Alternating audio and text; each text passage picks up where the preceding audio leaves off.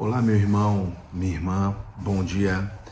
Bem-vindos a mais um dia de O Cumprimento da Promessa. Como é que foram os seus dias? Eu espero que os seus dias tenham sido maravilhosos, porque os meus dias têm sido maravilhosos. Meus irmãos, vamos direto ao ponto.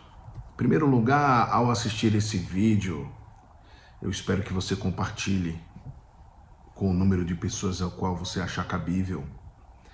Se assim essa palavra tocar o teu coração, dificilmente essa palavra não irá tocar o teu coração, porque é a palavra de Deus.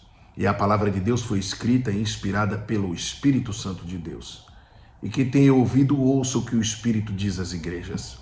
Assim diz a palavra de Deus.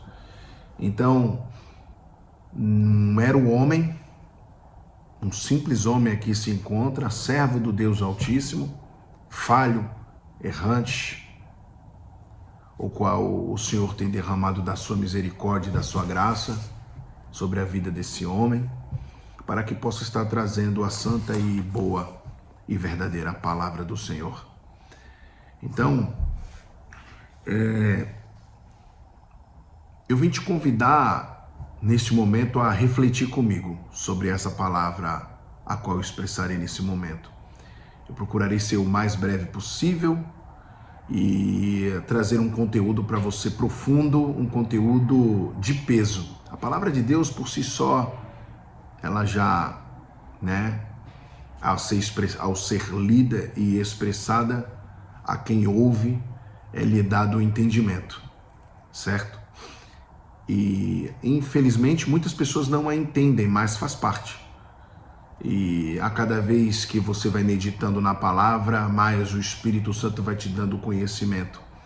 A palavra de Deus diz que o Senhor esquadrinhou os nossos corações. Ele conhece o teu coração. E Ele sabe até que ponto Ele te levar a entender a palavra. Você entenderá o que eu estou te falando agora. Então, vamos direto para a palavra. E aí nós chegaremos aos detalhes da palavra. Eu peço a você que você vá comigo no capítulo 12, versículo 31 de Mateus. Capítulo 12, versículo 31 de Mateus. Diz assim a palavra do Senhor. Jesus Cristo dizendo, Portanto eu vos digo, todo pecado e blasfêmia se perdoará aos homens. Todo pecado e blasfêmia se perdoará aos homens. Mas a blasfêmia contra o Espírito Santo não será perdoada aos homens. Eu estou trazendo essa palavra para você porque o meu Deus diz que nós estamos nessa fase. Nós já estamos na fase do homem blasfemar, abrir a boca e falar palavras tais que desagradem ao Espírito Santo. Então vamos lá. E se qualquer disser alguma palavra contra o Filho do Homem, ser-lhe-á perdoado. O Filho do Homem, Jesus Cristo, o qual esteve na terra. Se você disser alguma coisa contra ele, você será perdoado.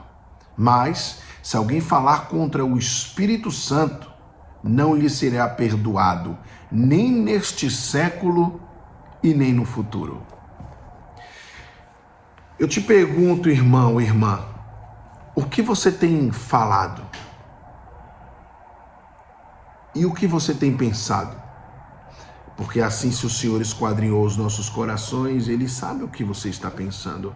O único que não consegue ver o que você está pensando é o adversário da tua alma. Não interessa qual seja ele. Ele não consegue ver e entender o que você está pensando no momento. Mas Cristo Jesus, o Deus Altíssimo, Ele conhece o teu pensar.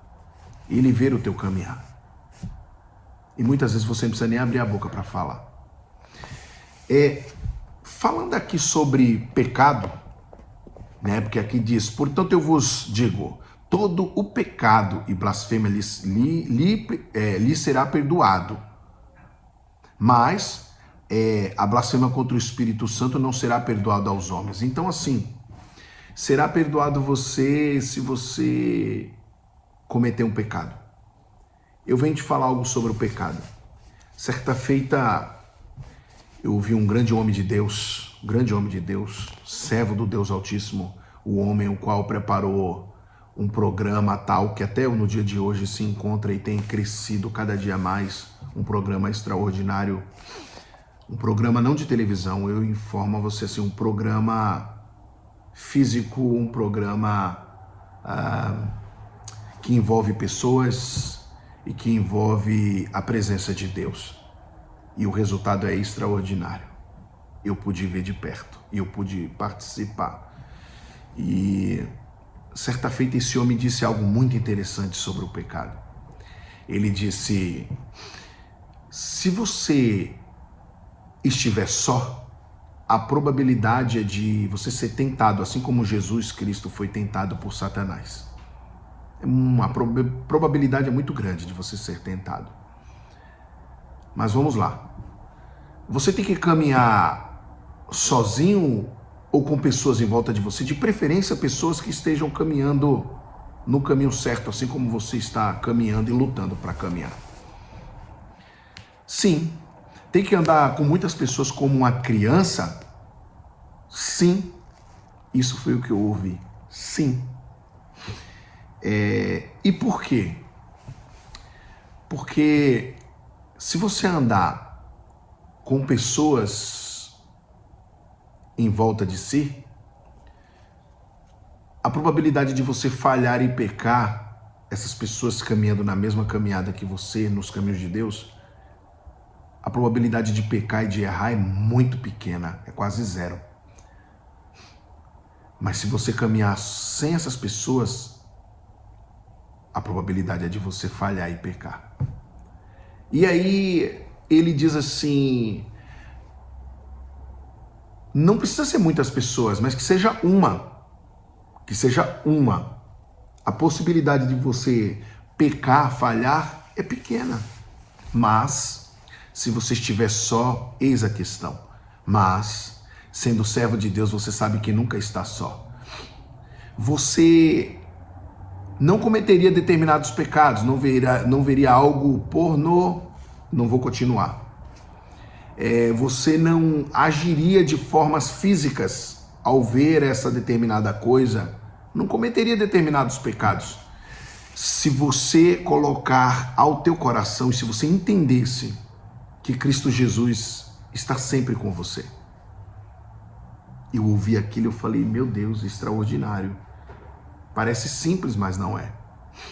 Na verdade, os pecados os quais você comete quando está só, se Cristo Jesus estivesse aqui com você, frente a frente, nesse momento, fisicamente falando, como ele já esteve na terra, você não cometeria o pecado que você tem cometido. Cometeria?